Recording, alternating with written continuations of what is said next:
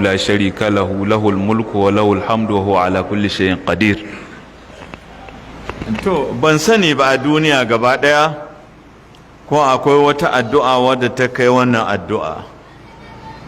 Shi yasa Annabi sallallahu alaihi wasallam ya umarce mu bayan kowace sallar farilla in mun sallame cikin azkar ɗin da za mu yi mu karanta la ilaha illallah wahdahu la sharika lahu lahul mulku wa lahul hamdu wa huwa ala kulli shay'in qadir. Kaga ɗaya kenan. Na biyu kuma hadisi ya tabbata daga Annabi sallallahu alaihi wasallam hana nan cikin manasik na mahajjata littattafan hajji da umara. Annabi yake cewa khairu du'a arafat, mafificiya addu'a ita ce addu'a da aka yi ranar arfa. Duk wata addu'a a duniya ba ta kai addu'a ranar tsayuwa arfa muhimmanci ba, amma sai Annabi ya ce afdalu ma qultu ana wan nabiyuna min qabli la ilaha illallah wahdahu la sharika la lahul mulku wa lahul hamdu wa huwa ala kulli shay'in qadir. In ka zo da ruwayi yuhyi wa yumitu wa huwa ala kulli shay'in qadir duk abu ɗaya ne. Annabi sallallahu alaihi wasallam ya ce mafifici addu'a ita ce addu'a da aka yi ranar tsayuwar arfa, kuma lafazin addu'a wadda ita ce mafi addu'ar da manzannin Allah ke yi da shi kanshi Annabi Muhammad sallallahu alaihi wasallam ita ya hiba muhimmanci a cikin addu'o'i ne na tsayuwar arfa.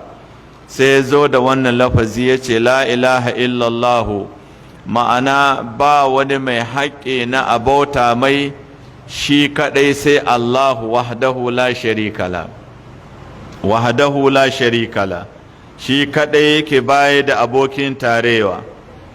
Lahul mulku wa lahul hamd, dukkan mulki ya ƙare gare shi nashi ne, kuma dukkan godiya ta tabbata ga Allah subhanahu wa ta'ala, wa huwa ala kulli shay'in qadir, kuma shi mai iko ne akan komai.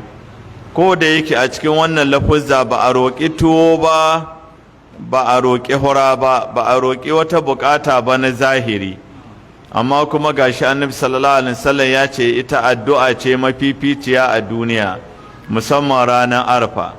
Sai malamai suka ce dalili shine ba a faɗi wani abu ba, aka zo da lafuzzan tauhidi aka mai da komi ga Allah, wato ma'anan shi wato ka nuna ma Allah ka ba shi zaɓi ya duba abin da ya fi alkhairi gare ka na duniya da lahira shi maka.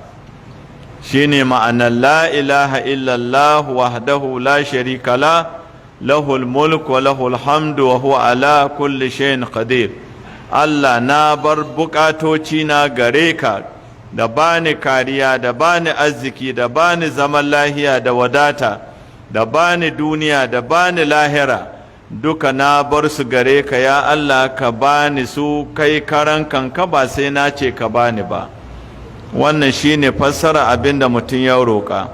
Saboda ka kalma ce ta shahada, kalma ce ta tauhid, ta tara sifofin Allah gaba ɗaya, domin cikinta akwai kalmar shahada la ilaha illallahu, sannan akwai ikhlasi mai ƙarfi wahdahu la sharika la, tsalkake ga dukkan wata nakasa ga Allah, sannan da bashi cikon mulki ne, lahul mulku wa lahul hamdu, kuma aka ƙare da rusa komi sai dai ikon Allah, sai aka ce wa huwa ala kulli shay'in qadir, an ba ubangiji cikakkar kamala. Don haka wannan addu'a ce mafificiya.